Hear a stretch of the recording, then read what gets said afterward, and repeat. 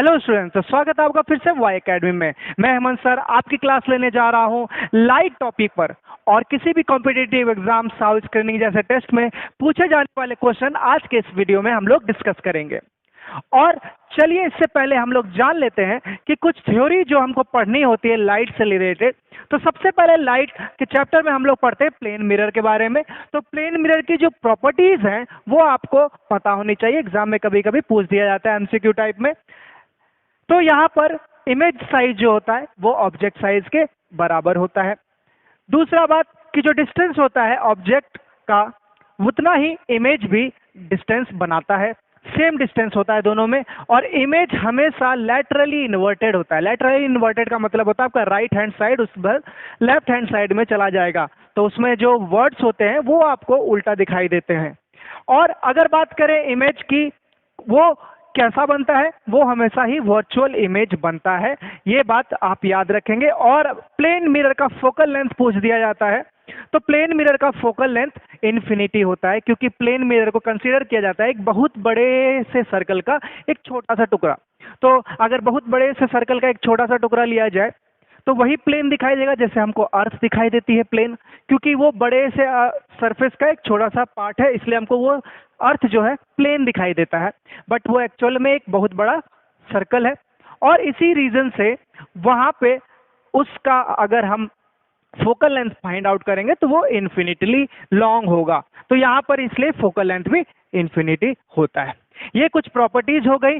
और फिर बात कर लेते हैं real image and virtual image के बारे में। तो यहाँ पर आपको समझना है कि रियल इमेज जो होता है ना, वो एक्चुअल लाइट जब आती है ना, मीट करती है, उसी पॉइंट पर आपको रियल इमेज देखने को मिलती है। तो इसको देखने के लिए आपको स्क्रीन का होना बहुत इंपॉर्टेंट है। स्क्रीन पे बनने वाली इमेज हमेशा ही रियल इमेज होती है। जैसे सिनेमा हॉल में आपको जो मूवी देख रहे होते हैं वो स्क्रीन पे प्रोजेक्ट की जाती है, जो भी प्रोजेक्टेड इमेज बन रहा होता है वो रियल इमेज होता है, और वो एक्चुअल लाइट के आने से बनती है। और वर्चुअल इमेज क्या होता है, वो वहां पर एक्चुअल लाइट पहुंचती नहीं है, हमारी आंखें ऐसा एज्यूम करती हैं कि वहां पर से ही लाइट आ रही होंगी, बट एक्चुअल में वहां पर कोई लाइट जा नहीं रही होती है। तो वैसे इमेज को वर्चुअल इमेज कहते हैं। यहाँ पर जहां पर प्लेन मिरर के बिहाइंड में बनती है, ये सारी वर्चुअल इमेज होती है। और ये एग्जांपल इसके कि आप मिरर से वर्चुअल इमेज बनाते हैं, और image from lens, cinema scroll का स्क्रीन, हमारे आंखों के रेटिना पे बनने वाला इमेज, ये सारे रियल इमेज हैं। तो ये सब कुछ प्रॉपर्टीज हैं, आपको इसके बारे में पता होना चाहिए। अब आ जाते हैं हमारे लॉ ऑफ रिफ्लेक्शन पे, जो कि बहुत ही इजी है। हमारा इंसिडेंट रे, रिफ्लेक्टेड रे और नॉर्मल रे, ये तीनों एक ही प्लेन पर होता है। ये पहला लाइन हो गया आपका।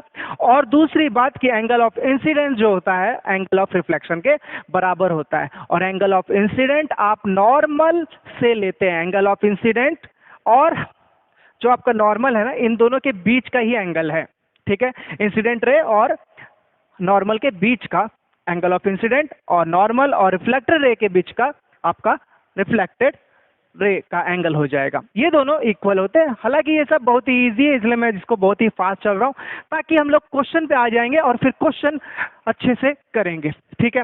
यहाँ पर एक बहुत ही इंपॉर्टेंट कॉन्सेप्ट है, इस पे बहुत बार न्यूमेरिकल पूछा गया है कि कितना इमेज बनता है अगर किसी दो प्लेन मिरर को किसी पर्टिकुलर एंगल पर रखा जाए। तो इसमें डिफरेंट डिफरेंट केसेस में नंबर ऑफ इमेजेस आपको फाइंड आउट करने के लिए पूछा जाता है। तो इसका फॉर्मूला आप लोग जान ले कि देखिए, इसका फॉर्मूला है n, जहां पर नंबर ऑफ इमेज के बराबर है। वो फॉर्मूला है 360/θ, जहां थीटा आपके दो मिरर के बीच का एंगल होगा। तो ये थीटा आपको दिया रहेगा, तो आप इसको डिवाइड कर लीजिएगा। ये डिवाइड करने पर अगर नंबर इवन आ गया, जैसे कि 90 से डिवाइड किया, जैसे दो मिरर को आपने परपेंडिकुलर रख दिया, तो ये दोनों के बीच में एंगल क्या हो गया, थीटा 90 डिग्री हो गया। 360/θ करेंगे तो कितना हो जाएगा, 4 हो जाएगा। And 4 is the even number. तो इवन नंबर जैसे ही आए तो आपको उसमें -1 कर देना है। तो टोटल इमेज जो बन रहे होंगे ना, वो कितने बन रहे होंगे, 3। जैसा कि आप समझ भी सकते हैं इसको प्रैक्टिकली, कि यहाँ पर देखिए एक मिरर है, दूसरा मिरर यहाँ पर है। यहाँ पर अगर कोई ऑब्जेक्ट रखा है तो इसके वजह से यहाँ पर, इसके वजह से यहाँ पर, और इन दोनों की वजह से यहाँ पर एक ओवरलैप्ड इमेज बनता है। तो टोटल तो आपको 4 दिख रहे हैं, बट इसमें से एक जो है ये तो ऑब्जेक्ट है ना, इमेज नहीं है ये। इमेज कितना है, ये है, ये है, ये है, तो 3 इमेजेस बन रहे हैं। वैसे ही यहाँ पे हमने इसको फाइंड आउट किया, n equal to 360 by theta यानी 90 डिग्री से जैसे ही रखा ये आ गया 4, और क्योंकि ये 4 इवन है तो हमने क्या करना है, इसमें -1 कर देना है। तो 4 - 1 equal to 3, 3 will be the number of images. ये आपका फॉर्मूला है, आपको याद रखना है। ये जब भी इवन आएगा तो फिर बात हो सिमेट्रिकल की या एसिमेट्रिकल की, दोनों में ही कोई दिक्कत नहीं होगा, दोनों में ही 3 इमेजेस बनेंगे। अब एसिमेट्रिकल क्या होता है इसको समझ लीजिए।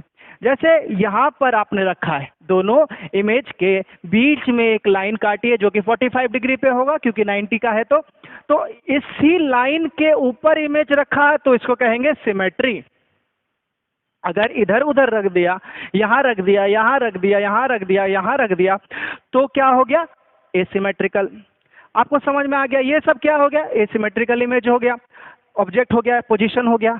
एसिमेट्रिकल पोजीशन होने के बाद भी अगर ये संख्या इवन है तो भी नंबर ऑफ इमेजेस को कोई फर्क नहीं पड़ेगा, ये बात आप लोग याद रखिएगा। अब बात कर लेते हैं क्या होगा अगर ऑड आ जाए, तो आ सकता है कि नहीं। 120 से डिवाइड कर लीजिए, 360 और थीटा का वैल्यू रख लीजिए 120, ये कितना हो जाएगा, ये आ गया आपका 3 टाइम्स में चला गया। ये तो ऑड नंबर आ गया। क्या आ गया, ऑड आने पर एक चीज का ध्यान रखेंगे, ऑड आने पर माइनस तभी करेंगे जब इमेज हो सिमेट्रिकल, ठीक है। यहां पर अगर ये किसके लिए दिया हुआ, एसिमेट्रिकल के लिए, एसिमेट्रिकल का यही फॉर्मूला है। कोई माइनस हुआ है इसमें, -1 हुआ है क्या, नहीं हुआ है, यानी एसिमेट्रिकल रहेगा तो आंसर क्या हो गया 3। -1 पिछले वाला केस की तरह -1 कब करेंगे, जब हमारा इमेज जो है सिमेट्री है। समझने के लिए ऐसे ही समझो कि सिमेट्री एक इमेज खा जाता है, सिमेट्री एक इमेज खा जाता है।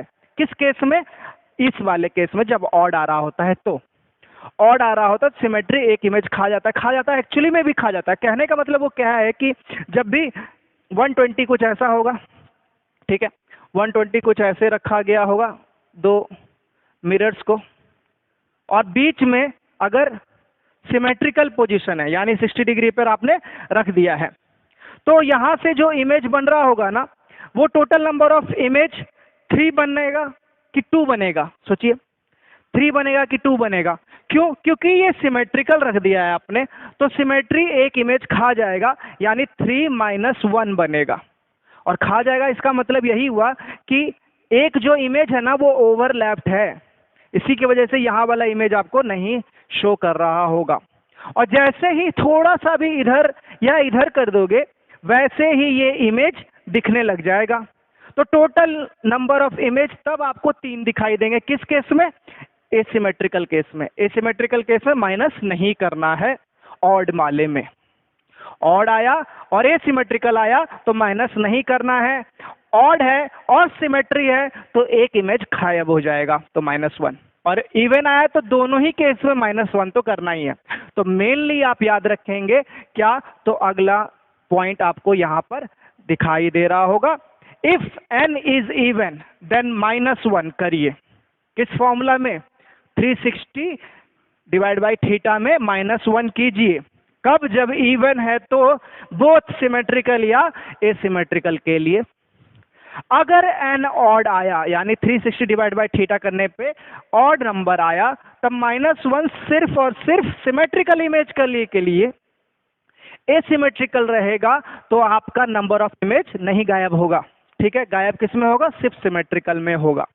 ये पॉइंट आप लिखना चाहते हैं तो इसको लिख लीजिए, ये आपके लिए इंपॉर्टेंट है। चलिए इसी के ऊपर अब न्यूमेरिकल स्टार्ट करते हैं साउ स्क्रीनिंग का हम लोग। चलिए यहां पर देख लीजिए क्या पूछा हुआ है, calculate the number of images formed by 2 plane mirrors kept at angle of 72 degree. 2 plane mirror है, उनके बीच में डिग्री जो है वो है 72 डिग्री बनाया हुआ है, लगभग ऐसे बना देंगे। इसे कोई आप उतना टेंशन मत लीजिए, डायग्राम आप कैसा ही बना सकते हैं, बस आपको समझ में आना चाहिए कि यही है भाई हमारा थीटा। अब आपको चेक क्या करना है कि ये जो n होता है ना 360 डिवाइड बाई थीटा, उसमें ये आ कितना रहा है, इवन आ रहा है कि ऑड आ रहा है, पहले हमको ये चेक करना है। थीटा का वैल्यू हम 72 पुट कर देंगे, ये आपका 5 टाइम्स में कट जाएगा, यानी n की वैल्यू क्या आ गई 5। और ये है ऑड नंबर। ऑड नंबर जब भी आए तो थोड़ा सा ध्यान दीजिएगा इस वर्ड पर, क्या सिमेट्रिकल है या एसिमेट्रिकल है। सिमेट्रिकल है तो एक इमेज खा जाएगा, सिमेट्री एक इमेज खा जाता है, तो 5 - 1 विल बी द आंसर, यानी 360 डिवाइड बाई थीटा -1 हो जाएगा हमारा इस केस में। क्यों? क्योंकि आ रहा था नंबर ऑड। ऑड नंबर में बस आपको याद रखना है, सिमेट्रिकल एसिमेट्रिकल का केस देखना है। हाँ, अगर यहीं पर नंबर इवन आ जाता ना तब हमको कोई टेंशन नहीं होती, दोनों ही केस में आंसर 4 होता। 4 होता मतलब -1 करते, 4 तो होता नहीं क्योंकि 5 आता नहीं। वो डिपेंड करता है आपका नंबर पर, अगर वो इवन नंबर है तब आप -1 तो करते ही, चाहे वो सिमेट्री होता या एसिमेट्रिकल होता। बट इस क्वेश्चन में सिमेट्री पर एक कम, और अगर यही क्वेश्चन एसिमेट्रिकल पूछ देता तब आप क्या कर लेते, तब आपका आंसर 5 हो जाता। ठीक है, ये एसिमेट्रिकल इमेज के लिए आंसर 5 है, बट इस क्वेश्चन के लिए आंसर क्या हो जाएगा, option number 4, sorry option number B आपका आंसर 4। चलिए बढ़ते हैं अगले क्वेश्चन पर, इसको आप ट्राई करके खुद ही बताइए। इजी क्वेश्चन अब आपको समझ में आ चुका होगा करना क्या है, ये वैसे भी मैंने एग्जाम्पल में ही आपको बता दिया। ठीक है, ये क्वेश्चन आप इजीली बना सकते हैं कि नहीं। ठीक है, यहाँ पर क्या पूछा जा रहा है, यहाँ पे पूछा जा रहा है एंगल कितना है, एंगल है 120 डिग्री है, 120 डिग्री है तो ये थीटा हो गया। थीटा अगर 120 है तो हमारा 360 divide by theta, 360 divide by theta, N का वैल्यू क्या आ रहा है, एन का वैल्यू आ रहा है 360 डिवाइड बाई 120 करने से आपका 12 3 जा 36, ये तो ऑड आ गया। ऑड आया तो फिर से ध्यान देने की बात आ गई कि नहीं, ऑड आया तो तुरंत आपको ध्यान देना है।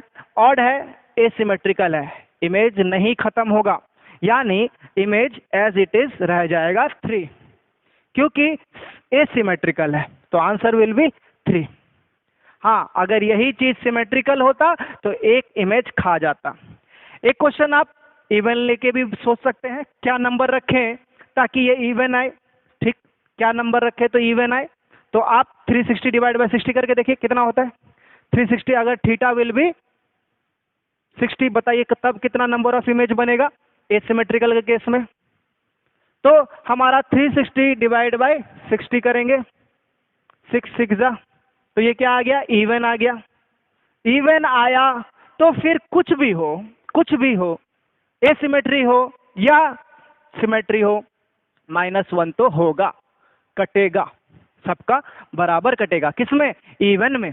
6 - 1 5 नंबर ऑफ इमेज बनेगा इस केस में। कब, थीटा अगर 60 डिग्री है तो सिमेट्री हो चाहे एसिमेट्रिकल हो, दोनों में ही आंसर विल बी 5। बट जब भी ऑड आए तो इसलिए आपको ध्यान रखना है, इसलिए मैंने दोनों क्वेश्चन ऑड के ही करवाए हैं, क्योंकि यहाँ पर ये ध्यान जरूरी है कि एसिमेट्रिकल और सिमेट्रिकल वाला केस क्या होता है। तो अब आपको समझ में आ चुका होगा इस टाइप का क्वेश्चन। चलिए तब आ जाते हैं हम एक धांसू क्वेश्चन जो कि पूछा हुआ है, बहुत बार एग्जाम में ये आता है क्वेश्चन। ठीक है, यहाँ पर पूछा जा रहा है 3 मिरर है और आइसोसेलेस ट्रायंगल बोल के बोला जाता है कि आइसोसेलेस ट्रायंगल की तरह इसको रख दिया गया है। और अगर ऐसा एक ट्रायंगल है, सॉरी इक्विलेटरल ट्रायंगल है, इक्विलेटरल ट्रायंगल के रूप में रख दिया गया है, तो यहाँ पर आपको अपने आप ही ये सोचना पड़ता वहां पर कि ये ऑब्वियसली 60 डिग्री हो जाएगा। यहाँ पर ये लिखा हुआ है तो कोई दिक्कत नहीं है, इसलिए यहाँ पर ट्रायंगल का नाम मेंशन नहीं किया।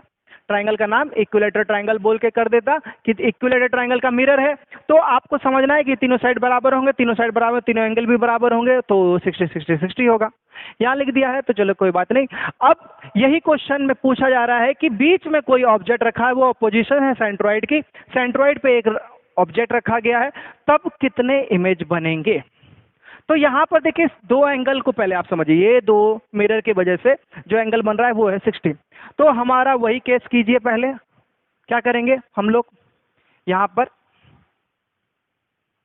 360 डिवाइड बाई 60 कितना आया था इसमें हमेशा कोई भी केस हो यहाँ पे इवन आ रहा है और फिर सिमेट्री हो, ये सिमेट्रिकल हो, -1 तो करेंगे, यानी 5 इमेज इस जगह पर इसके कारण बना 5, इसके कारण बना 5 और इसके कारण भी बना 5। अब यानी बच्चा बहुत सोचता है कि उसके बारे में कि हाँ 5 5 5 15 हो गया, अरे 5 दिया 15, बट ये आंसर गलत है। ऑप्शन में भी आपको 15 देखने को मिलेगा बट ये नहीं है आंसर, ठीक है। अब तो आंसर क्या है भाई? आंसर एक्चुअली में हो क्या रहा है यहाँ पर समझिए। ये जो सिमेट्री वाला जो बात कर रहा था ना मैं कि इमेज खा जाता है सिमेट्री, वही खाने का बात है यहाँ पर।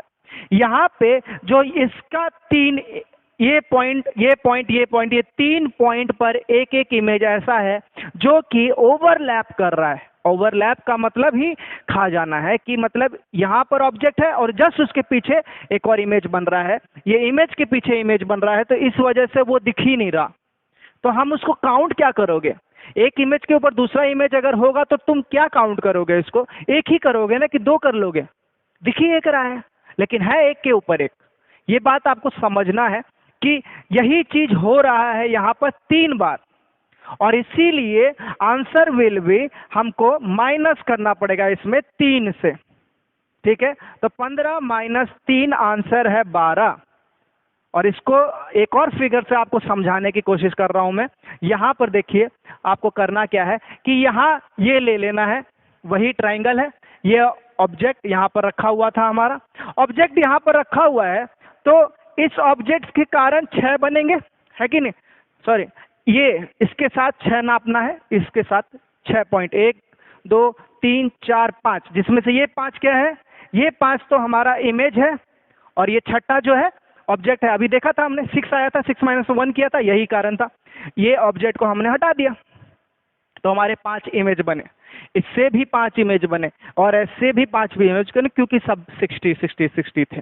तो यहां से जब देख रहे हैं इस इमेज को ना, ये इमेज इस वाले का भी काउंट कर रहा है, इस वाले का भी काउंट कर रहा है और इस वाले का भी काउंट कर रहा है। तो यानी ये तीनों जो पोजीशन है ये ओवरलैप वाले पोजीशन है। क्या है? ओवरलैप पोजीशन है। आपने यहां पर भी इसको काउंट कर लिया, यहां पर भी इसको काउंट कर लिया, इसलिए 15 आ रहा था, बट एक्चुअली में ये इमेज दिखेगा ही नहीं, ये दिखेगा तो एक ही, आपने काउंट 2 कर लिया, दिखेगा एक ही, तो ये तीनों को हमको कैंसिल करना पड़ता है, इसलिए 3 माइनस हमने किया। आई होप ये आपको अब अच्छे से क्लियर हो गया होगा कि अगर ये एनालॉजी आपको समझ में आ गई तो आपको पूरा डेफिनेशन समझ में आ गया होगा क्यों हमने -3 किया, किस केस में -3 करेंगे, किस में नहीं करेंगे। ये सब बातें आपको अब समझ में आने लगी होंगी। तो इस टाइप के क्वेश्चन आपको एग्जाम में पूछे हुए थे। चलिए अब आ जाते हैं हमारे अगले क्वेश्चन पर।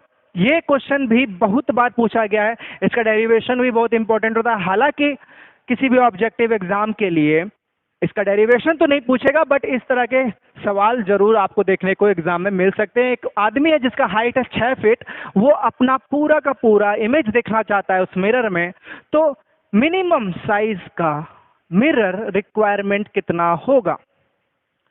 जिन बच्चों को याद होगा ये बात, उन्होंने अब तक आंसर दे ही दिया होगा, मुंह से तुरंत ही बता दिया होगा कि 6 फीट है, 6 फीट का आंसर आधा। ये बात आप लोग याद रखें। तो आंसर विल बी 3 फीट। हमको कभी भी इमेज देखने के लिए किसी मिरर में मिनिमम साइज का जो मिरर होता है वो आधा ही चाहिए, अपने हाइट के हाफ चाहिए। ये देख लेते हैं कि कैसे हुआ, इसको समझ लीजिए। ये कोई आदमी है, औरत है, तो ये यहां से मिरर यहां पर रखा हुआ है, ठीक है। ये जो डिस्टेंस है, अब समझना यहां पर कि ये हाइट इसका यहां से यहां तक है, ये हेड से लेके टो तक, ये इसका हाइट, ठीक है। अब इसकी आंखें जो होंगी वो थोड़ी सी नीचे होंगी, ठीक है। मान लेते हैं इसका पूरा लेंथ जो है 100 सेंटीमीटर है। कितना है? 100 सेंटीमीटर। ये अभी रहने दीजिए, इसको मत समझिए। टोटल लेंथ समझ लीजिए इसका 100 सेंटीमीटर है, ठीक है।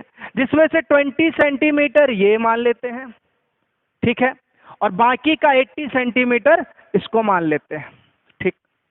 20 सेंटीमीटर आंखों से हेड तक का डिस्टेंस है और बाकी बचा हुआ, और इसका टोटल हाइट कितना हो जाएगा फिर? 100 सेंटीमीटर, ठीक है। ये बस एज्यूम कर लेना आपको।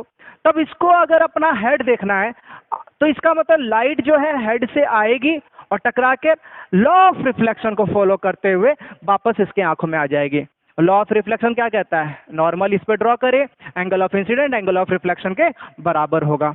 तो ये जो ट्राइंगल बनेगा यहाँ पर नॉर्मल की वजह से, वो ट्राइंगल का ये डिस्टेंस और ये डिस्टेंस इक्वल होगा कि नहीं? क्योंकि ये angle of incidence angle of reflection के बराबर है, तो इक्वल होगा ही। यानी अगर ये 20 सेंटीमीटर है तो ये 10 और ये 10 होगा। आया समझ में? वैसे ही यहाँ पर भी अगर इसको टो देखना है अपना, तो टो से जो निकली हुई लाइट वो आंखों में आनी चाहिए। तो टो से निकली हुई light again law of reflection follow करेगी, एंगल ऑफ इंसिडेंट और एंगल ऑफ रिफ्लेक्शन को बराबर बनाएगी। और ये जो ट्राइंगल होगा इसका ये डिस्टेंस और ये डिस्टेंस इक्वल होगा। क्योंकि ये डिस्टेंस 40 है, 80 है, तो ये 40 और ये 40 हो गया।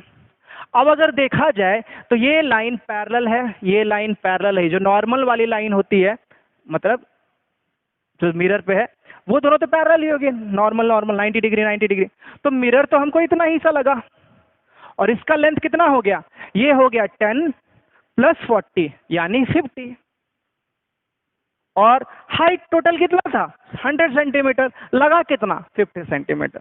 यही ABCD से आपको समझाया जाता है बुक में। दिमाग खराब होता है वहां पर, ABCD बार बार देखना पड़ता है क्या, लेकिन इस मेथड से आपको तुरंत समझ में आ गया होगा कि क्या हुआ। वहीं पर मैं ये 20 centimetre let the height from the eyes to head will be AB ऐसे ऐसे करके लिखा है बुक में, इसलिए वहां पर समझ में नहीं आता है। लेकिन अब आपको समझ में आ गया होगा। ये 20 लिया तो ये इसका आधा 10, ये बचा हुआ 80 तो उसका आधा 40, 40 प्लस 10 50, टोटल हाइट था 100। अब ये आ गया कितना? 50, तो हो गया हाफ।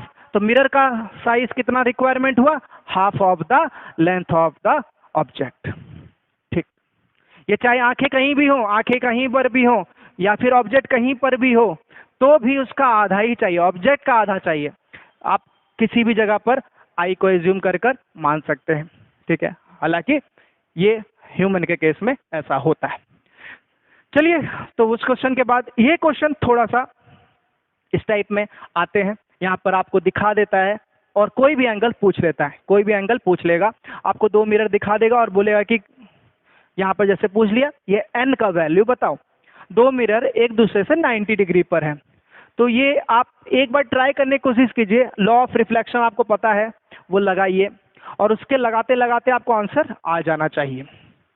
ठीक है, यहां पर देखिए क्या हो रहा है। ये लाइट इंसिडेंट कर रही है, तो एंगल ऑफ इंसिडेंस कितना है? 30। तो एंगल ऑफ रिफ्लेक्शन क्या होगा? 30 होगा ऑब्वियसली। तो ये भी हम लिख देंगे यहाँ पर 30। अब क्योंकि हमको पता है ये नॉर्मल है, ये 30 है, तो ये कितना होगा? ये 90 माइनस 30 होगा, यानी ये हो गया हमारा 60 डिग्री। अब क्योंकि ये भी एक ट्राइंगल बन रहा है जिसका ये 60 है, ये 90 है, तो ये कितना होगा? ये होगा 30। ये देखिए, ऐसे करते जाइए, आप आ जाइएगा आंसर पर। अब क्योंकि ये 30 है, तो ये बचा हुआ एंगल कितना होगा? 90 माइनस 30, यानी ये 60 होगा। और ये देखिए तो है क्या? ये अगेन एंगल ऑफ इंसिडेंस है इस मिरर के लिए, तो angle of incident angle of reflection के बराबर होता है कि नहीं? तो n विल बी 60 डिग्री। ये बस करते जाना है, आपको आंसर इजीली आ जाता है। इसमें कोई बहुत बड़ा रॉकेट साइंस नहीं है इसमें। तो आई होप ये क्वेश्चन आपको अच्छे से समझ में आया होगा। तो चलिए अगले लेक्चर में मिलते हैं और वहां पर कुछ और न्यूमेरिकल्स लाइट के ऊपर हम लोग सॉल्व करेंगे।